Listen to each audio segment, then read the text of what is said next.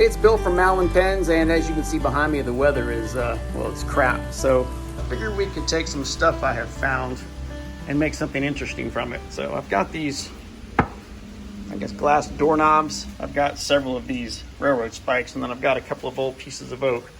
So let me show you what I'm thinking. So my thoughts are, we could take these, place them on this piece of oak like so, and then take these perhaps and make a shelf, probably make this a little bit wider, whatever. Then use these as a shelf, and then use this piece of oak like so, that you could put stuff on. And basically it's a coat rack and a shelf that you could put by your entry hall. You hang your coat on it, maybe put your keys or whatnot on the top. So I have no idea how this is going to turn out, but I have faith. Hope you do too. Okay, the first thing I want to do is lay this out, and so I'm thinking 6 inches apart looks nice, and then maybe 3 inches on each end. So 3 inches to the first one, and then 6 inches between them. 6 inches, and then 3 inches on the end. And so I want to keep this detail here. I don't want to lose that. And so I'm going to cut it. I basically laid it out where I'm going to keep all of this detail on the final piece. And so if I were to measure this out, I'm going to make it about 24 inches. So we'll make our first cut here, and then we'll make our second cut up here at 24 inches. All right, again, I want to keep this detail right here. I don't want to lose that, so I'm going just beyond it. My saw is going to basically plunge down in this area. So let's make this cut. All right. For my second cut, I want to be 24 inches away. So ballpark, maybe just a little bit more, wherever, 24 inches. And so again, that'll allow a nice layout of all the pieces. So let's make this cut real fast. All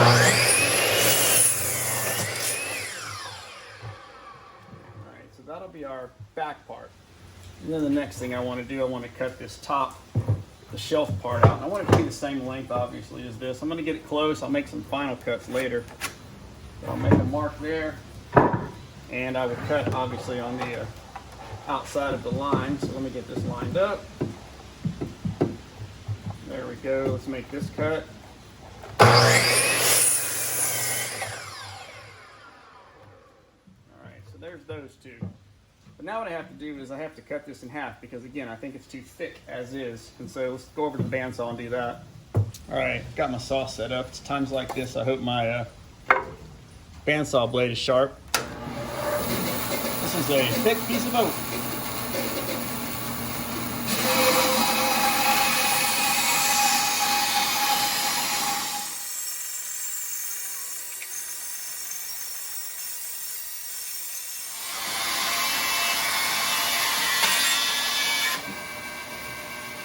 And there we go. Oh, look at that. Wow, that's awesome. All right, there's my thin piece that we just resawed. It'll go on top of this. And so what we need to do now is mark out where our air quote shelf brackets go here and here. Now we know that our first knob will go here at 3 inches and then 6 inches apart. So between the two of those will be 6 inches. And so what I've done is I've measured over 6 inches, and then I've laid out this here, the railroad tie. And so basically this material right here needs to come out, and so probably take that on the router might be the easiest. And so let's get our router out, and we'll do the same thing over here as well. Notch these. Okay, so the width of this is about 5/8. I don't have a 5/8 wide bit. I have a 1/2 inch, and so I'll make a couple passes on it. What I've done is I've set the depth of this the same height as the railroad tie, so that when I run it through the router, it'll be perfect. And well, let's do that now. All I did here was clamp a speed square on here so that the edge of the router will ride right here and put that groove at exactly 6 inches. And to make the other side equal, I know that it's let's say 9 3/8. Yeah, 9 3/8 close enough. And so I will make it 9 3/8 from the other side as well. Let's make our cut here.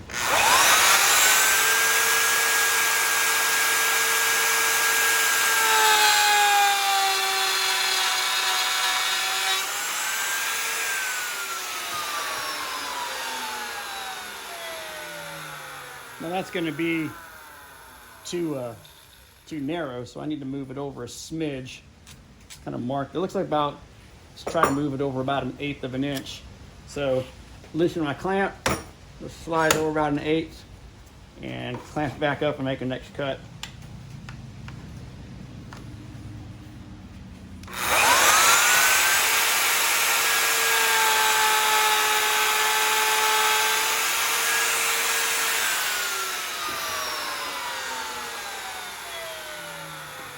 There it is. And let's do the other side. All right, this is how it's going to look. Railroad tie will go here, shelf will go here, railroad tie will go here, and then the knobs, like we talked about before, will go like here for the coats. The problem though is that you can see that the railroad tie is basically it's too long. So what I'm going to do is I'm going to trim it off. I'm going to bring it, you can see there, I'm going to bring this down to where it sits nice and level, and I just need to cut that off right about there. So let's probably grind that down. Is the easiest with a, actually we'll just use a grinder and take that down. We need to do both sides.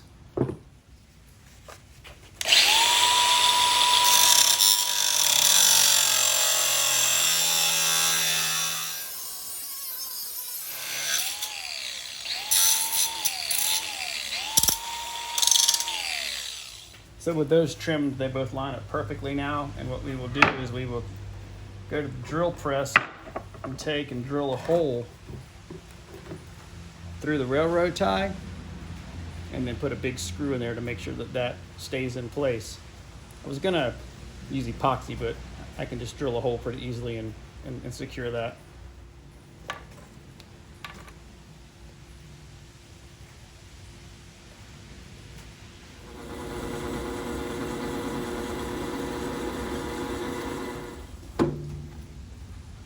Now, because we're going to use screws like this, I need to put a countersink in here. So let's change bits, and so that this will sit flush with the top of the railroad tie. So I have a step bit that should make short work of this. So let's knock this out.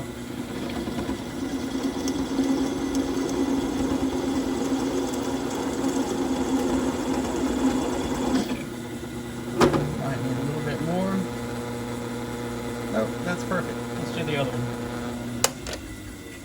Now, the reason we did that countersink is when we put our screw in there, we want that to sit flush. So when our shelf sits on top of it, the screw head isn't protruding to make the shelf stand up. And ultimately the screw will go down in here to hold this on there, which will ultimately hold the shelf.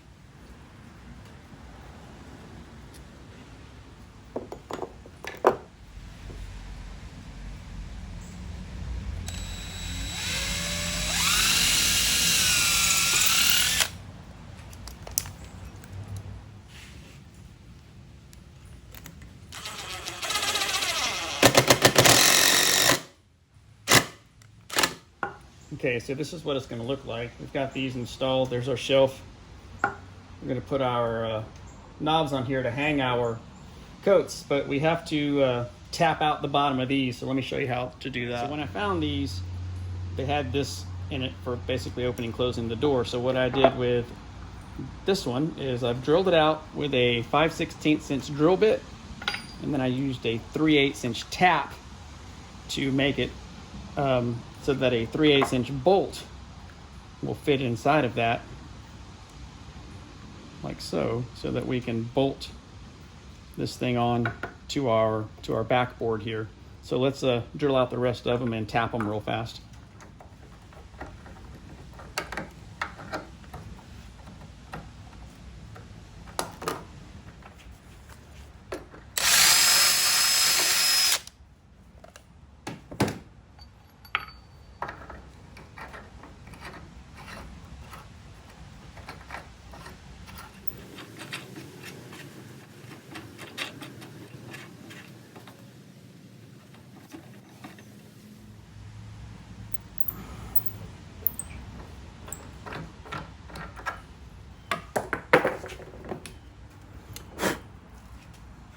And that should go. All right, so the next thing we want to do is we want to lay out where these go, about how far down they go. if you can see right here, this is going to be my limit, and so I'm going to want to, I don't want it just hanging like that. I want it to be back from that a little bit. So that right there will be my center-ish, and so all the rest of them will be up that high as well. So they're up about let's say 1 3/8. So we'll mark out 1 3/8 on all these, and then we'll mark the holes where we need to drill. All right, so I've measured out my holes. Let's make a mark here for our drill bit. So these are the bolts I want to use, and so they're going to go through the back with a washer. Now, if I just put them on the back like this, they're going to stick proud of the piece of wood, so I have to countersink these, and I want to use a washer. So the washer is about 1 inch, and so this Forstner bit will cover that. And then the bolt's about 3/8, and so I want to use a 3/8 inch bit. But the problem is if I drill down through here, through the top with a 3/8 inch bit, when I go to use the Forstner bit on the other side, I'm not going to have an empty spot. Well, basically, the holes are already going to be there, and so this Forstner bit's going to wobble around. So what I want to do, I want to take a really small drill bit and just drill all the way through all 4 holes, then flip it over, use this Forstner bit to do the countersink, and then come back with the 3/8 and go down through the hole. So let me show you how to do that. So this is a 3/30 seconds drill bit. I'm just going to drill.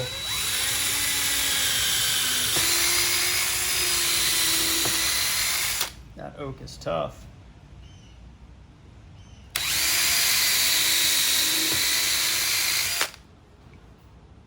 All right, so here are my holes that I just drilled. I'm going to flip this over. You can see I drilled them all the way through. I'm going to clamp this down. And now when I use my Forstner bit, I have a place to start. So the point of that Forstner bit goes right in that hole, and I want to countersink that the depth of the washer and the nut. So basically about the depth of the Forstner bit itself.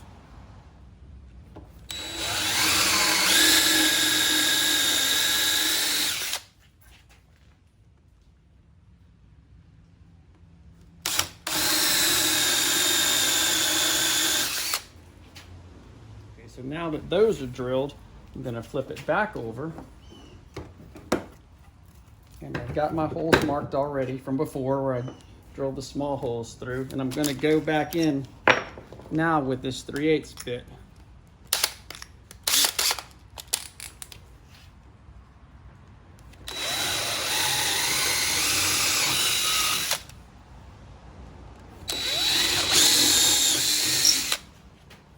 All right, now look, let's unclamp this and see our washer on. It will now go into this hole, and you see how that sits flush right there, so it doesn't stick out past the wall. I may countersink those a bit more, but then this will simply bolt onto here and hold our coats and whatnot. Oh, I don't think I need to go anymore. That's pretty deep. What we got to do now is some finish work. Now, I don't want it to be sanded really nicely, so what I'm going to do is take a wire brush, and I'm going to scrub it and get some of these splintery type things out, and then we're going to stain it, put some finish on it. So let's do that. These railroad ties are quite rusty from being outside for so long, so what I'm doing is putting a coat of satin polyurethane on them to make it look nice. And yes, I could probably use spray poly, but I don't have any, and I have this satin available. So unlike the railroad ties that I wanted to leave rusty, I want to clean this up. I don't want to use a sander because it'll make it too smooth, but I do want it to be nicer than this. It doesn't get splinters in people's hands. I want to get some of this dirt off of it as well. So I'm going to use a wire brush. I'm going to cheat, though. I'm going to use a wire brush inside of my reciprocating saw. This one's by a company called Spider, and I'm going to make short work of this. And so let's clean it up real quick.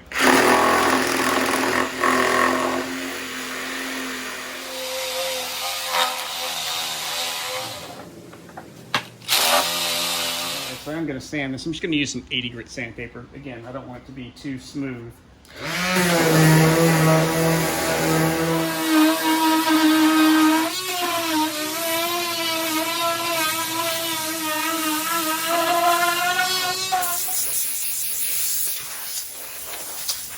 Alright, so I decided to use provincial stain on this. I just like the way it looked. It's going to be a little dark.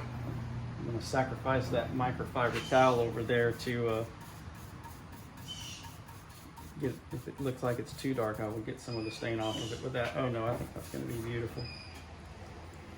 Ooh, look at that.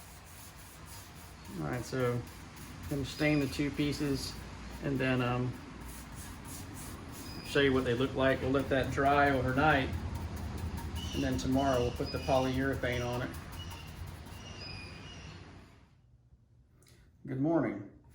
Like I said yesterday, let that dry for 24 hours and we're going to apply a coat of satin polyurethane. So that's what I'm doing now.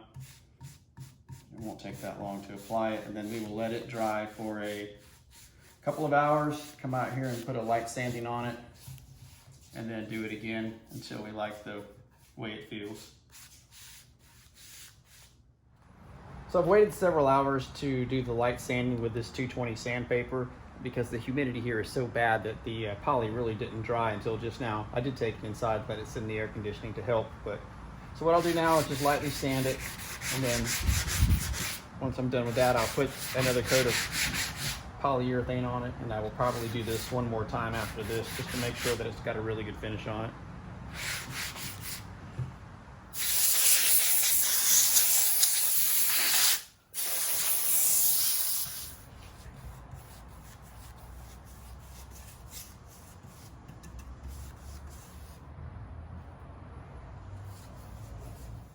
All right, so 3 coats of polyurethane later, and lots of dry time. We can put this together. So I'm going to start by putting on the railroad ties, and we're just going to use the same holes we had before, obviously. So we shall screw this one down here.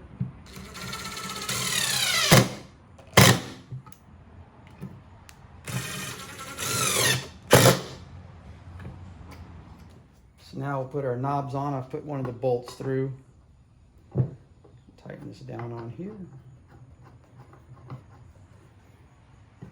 Like so. And then we will put our next bolt in. So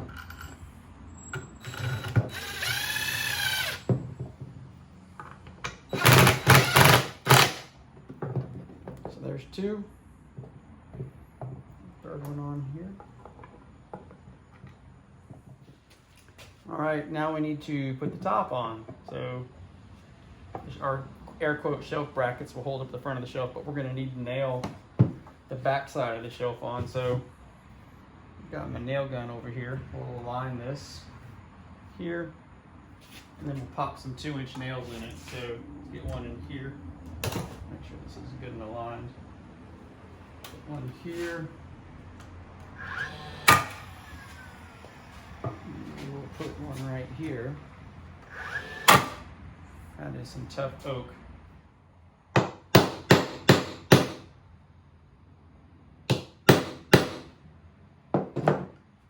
so that is on. That looks good.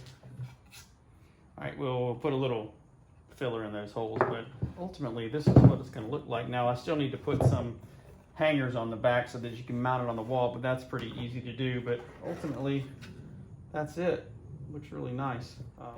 All right, well, here it is, the final product. There's got the 4 glass knobs that we found, this beautiful piece of oak that I found, and the 2 railroad ties, and it'll look nice on someone's wall. You can hang backpacks or whatever from it, coats, put your wallet and stuff on top. So hopefully you enjoyed watching me build it. Hopefully you'll build one of your own, and if you do, make sure you send me a link to it. I'd like to see what you come up with. But until our next project, thanks for joining me.